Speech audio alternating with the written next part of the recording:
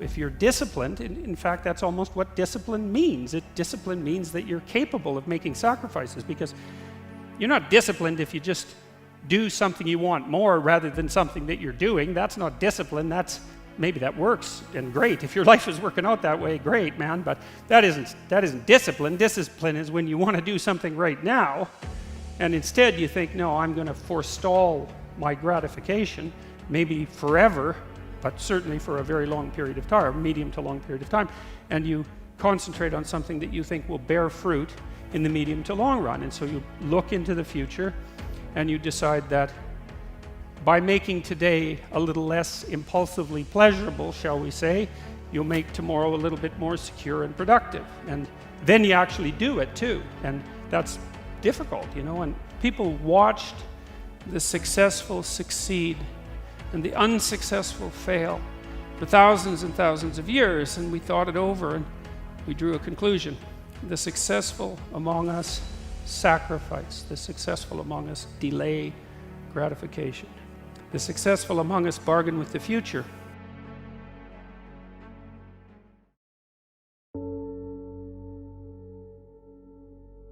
You wake up in the morning and you think, okay, this could be a good day, whatever that means. You don't know, right, what a good day is, but maybe you've had a couple and they're not so bad, and so maybe you think you could have another one, but you don't know, and you think, okay, you ask yourself, and this is meditative, what is it that I need to do today so that this would be a good day? And your brain will tell you, it'll say, you know that bill that's hiding under 5 pieces of paper on your desk? You should haul that sucker out and pay it. Or there's something you're avoiding that makes you anxious that your brain will pick on right away, and it'll say, you have to do these, whatever number of commitments today, and if you do them, then you've fulfilled your obligations.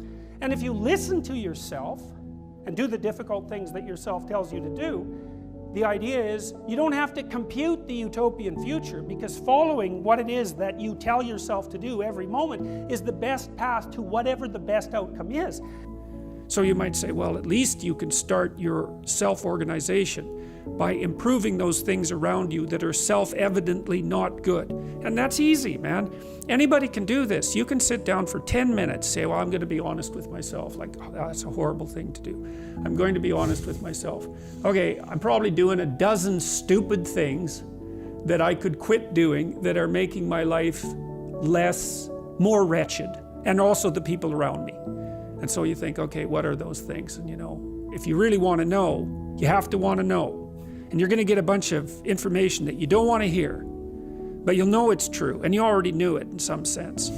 And then you can ask yourself, okay, that sucks, and it's miserable, and it's not very self-affirming.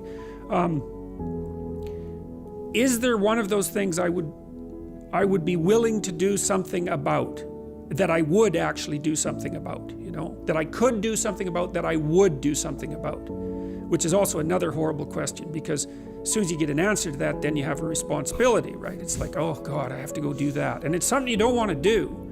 You don't want to do it. That's why you've been avoiding it. And so then it's right in front of you. And it's like it's some little trivial, horrible thing that you're not going to get a pat on the back for, and no one's going to give you an award for it.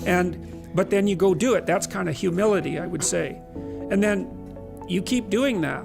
Well, anybody can do that. And that's associated with these great evils, you know, in this way that we've already described. It's like you're improving your character, and you're constraining the kinds of actions and perceptions that you have that are going to make you sick of life and work against it. Because failure does that. That's the Cain story. It's like, keep screwing up, man. See what happens. If you think that isn't going to make you bitter, and if that isn't going to make you vengeful, and if that isn't going to make you work to hurt people around you, or at least not to help them, which is the same thing, then you're just not paying attention. Everyone knows that's true. So, well, that's responsibility, right? And then, so you take on this great task of putting yourself together. It gives you life meaning. And that also helps you be buttressed against the fact that there's lots of suffering in life and there's lots of malevolence. It's like, yeah, true, man. Absolutely. It's worse than you think even. But you can do more about it than you think. You know, there are systems, neurological systems, that underlie your experience of negative emotion, and there are neurological systems that underlie your experience of positive emotion, and they're separate systems. They obviously interact, but they're separate systems. So But the positive emotion system, well, there's two of them, but one of them sort of kicks in when you get something that you want. So, you're hungry and you eat, and that feels good. And so that's kind of the simple one. But there's a more sophisticated one that I think is even more active in people. And it's the one that tells you that you're moving forward towards something worthwhile. And that's actually the one that gives people that sense of meaningful engagement in their life on a moment-to-moment basis. So, and it's also something that doesn't have to go away. Like if you're hungry and you eat, well, that's good, but it's over, and then you're on to the next thing, right? It's not exactly sustaining, it's just necessary. That's called consummatory reward, by the way. This other reward system is incentive reward. And the incentive reward system works on dopamine, this neurochemical dopamine, which is also the neurochemical tracks that opiates and cocaine and amphetamines, the drugs that people really like to abuse, alcohol often for some people, activate. And so you might say if you don't have enough meaning in your life, then you're more prone to addiction. And that's definitely the case. Even with rats, if you take a rat and you put him in a cage by himself and he has nothing to do, and then you give him access to cocaine, he'll get addicted to the point where he won't do anything but take cocaine. But if you throw the rat back in with a bunch of other rats and he gets to do rat things, then it's very hard to get him addicted to cocaine. And so the purposeless rat is prone to addiction. Well, it's the same with human beings. Now, here's a corollary to that, which is really cool. So the magnitude of the reward you experience as you're moving towards a goal is proportionate to the importance of the goal.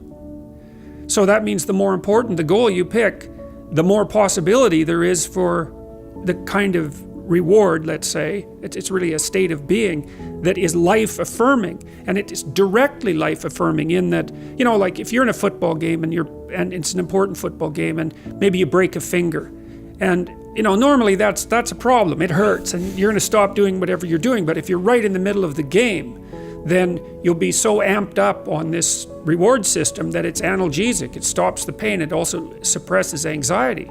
So if you have a purpose, then it's analgesic. It takes some of the pain out of life. It's very positive in that it motivates and energizes you and focuses you and makes you able to remember and pay attention. And it quells fear. No one says, well, in 100,000 years, who the hell cares? So why does it matter? No one says that. They listen to that. Not if they're human. They listen to that story and they think, that's not good. It's like, that's right, that's not good. It's not good. You should do something about that. Because it's self-evidently not good.